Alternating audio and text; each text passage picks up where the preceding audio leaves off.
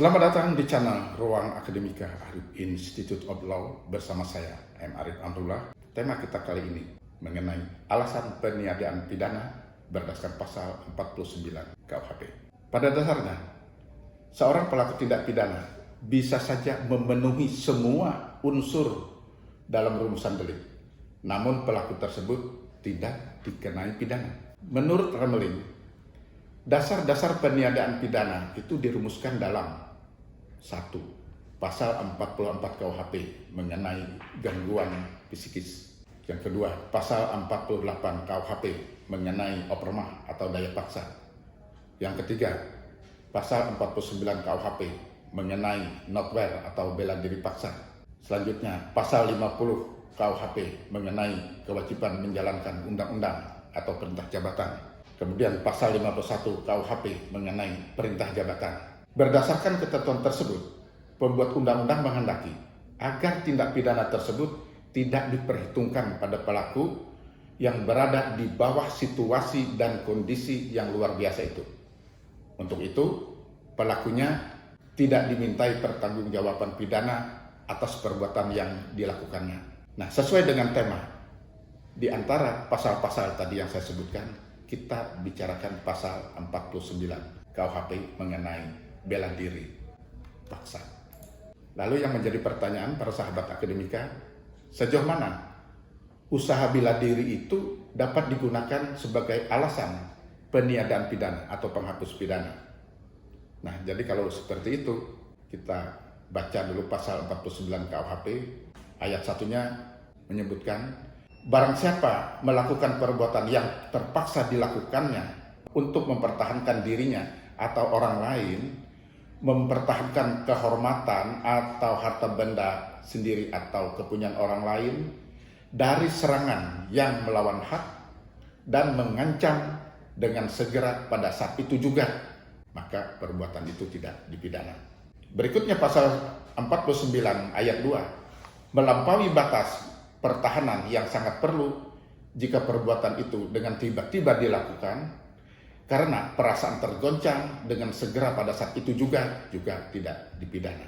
Cuman kita kali ini hanya membicarakan ketentuan pasal 49 ayat 1 sebagaimana tadi yang sudah saya kemukakan, yaitu barang siapa melakukan perbuatan yang terpaksa dilakukannya untuk mempertahankan dirinya atau orang lain, mempertahankan kehormatan atau harta benda diri sendiri atau kepunyaan orang lain dari serangan yang melawan hak dan mengancam dengan segera pada saat itu juga, maka perbuatan itu tidak dipidana.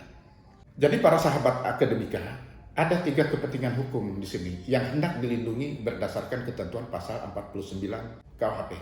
Pertama, diri atau orang lain, kehormatan diri sendiri atau orang lain, barang diri sendiri atau orang lain.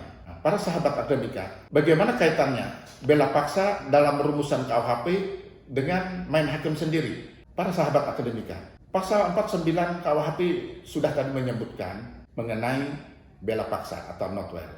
Kendati istilah itu tidak dijelaskan dalam sejarah perundang-undangan sebagai alasan yang meniadakan pidana dalam perundang-undangan pidana, akan tetapi menurut Remeling hal itu tetap dipertahankan sebagai peniadaan pidana. Dahulu, kata Remeling, dalam lapangan hukum perdata ada ketentuan bahwa kekerasan tidak boleh dibalas dengan kekerasan.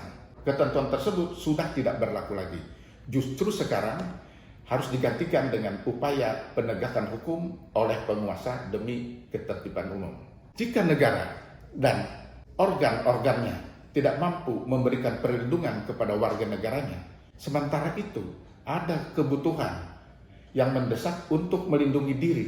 Nah, dalam kondisi yang demikian itu, maka tindakan main hakim sendiri menjadi diakui keabsahannya, sehingga negara tidak layak menuntut warga negaranya yang berjuang untuk membela diri atau melindungi dirinya. Jadi negara dalam hal ini merasa bahwa tidak cukup organ-organnya itu untuk melindungi setiap warga negara. Karena itu lalu difasilitasi dengan ketentuan pasal 49 KUHP.